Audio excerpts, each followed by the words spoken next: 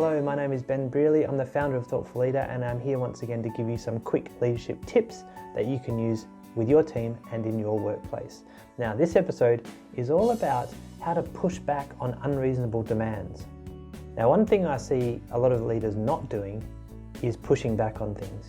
So a lot of leaders like to say, yes, I'll take that extra work on. Yes, I'll hit that deadline, which is only 3 days away, when actually those things are really hard and they're unreasonable.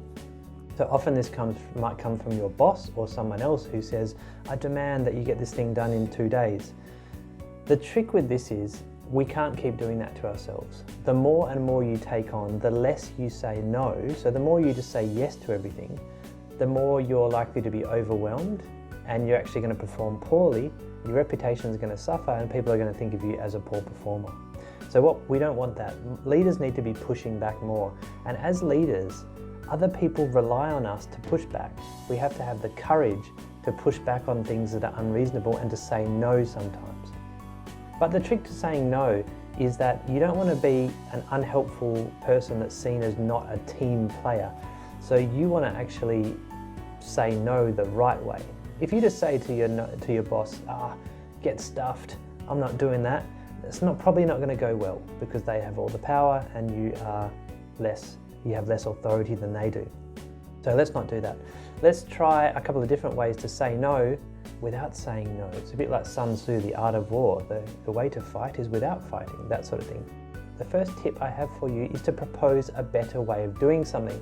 So if your boss or someone else says to you, hey, I need this thing done, and you can think of a better way to do it that will stress yourself and your team out less, but will get a similar result, you can propose that and say, hey, I get what you're saying, how about we do it this way instead? Because if you can think of an easier way to do something, they don't really care as long as they get the same outcome or a similar outcome. So you can just propose something that's a little bit less stressful for you and your team. So you just have to think about what that idea is. And that's not a no, that's just a, hey, let's do it a bit differently so it's easier for everyone. So that's a really good one to keep in mind. The second thing you can do is expose your workload and priorities and then negotiate. So for example, someone says to you, hey, I need this thing done by Friday, and we say, oh, well, hold on a minute, my team is already working on this, and this, and we have to get them all done by next week as well. So if you would like me to do this extra one, which one of these would you like me to get rid of? Let's have a conversation about priorities. Let's talk about, okay, can we get rid of this one? Can we make this one due 2 weeks later? Can we delay this one? Can we stop doing this one altogether so we can fit your new request in? So what this does is it gives people the full picture. Often when people try to dump work on you, they don't really think, oh, I wonder how much work Ben has to do.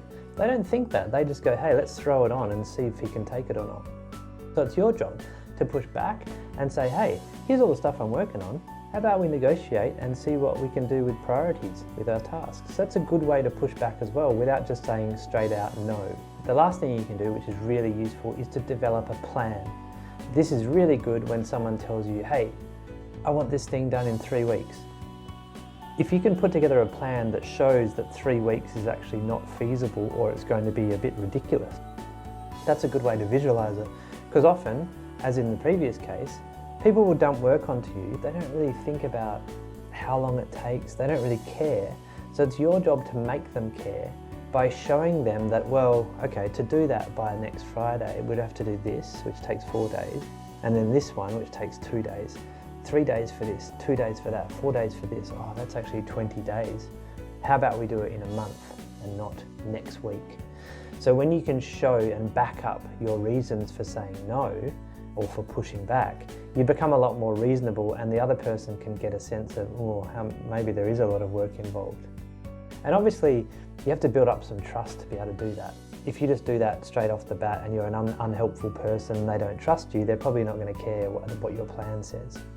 So you have to build that credibility by doing a good job first. But those are 3 good ways to help you push back on unreasonable demands, to help your team and yourself not be overwhelmed. Alrighty, I would love to hear what you think about this. Leave some comments below. Tell me what you do with unreasonable demands. You know, what do you do? Do you just say, nah, not doing it? Or do you do something else to influence the person who's asking you? I'd love to hear your tips on this as well. Leave them below. Please subscribe to future videos so you can get them straight away. You can get notified when they come out. And thank you for watching. I will see you in the next one.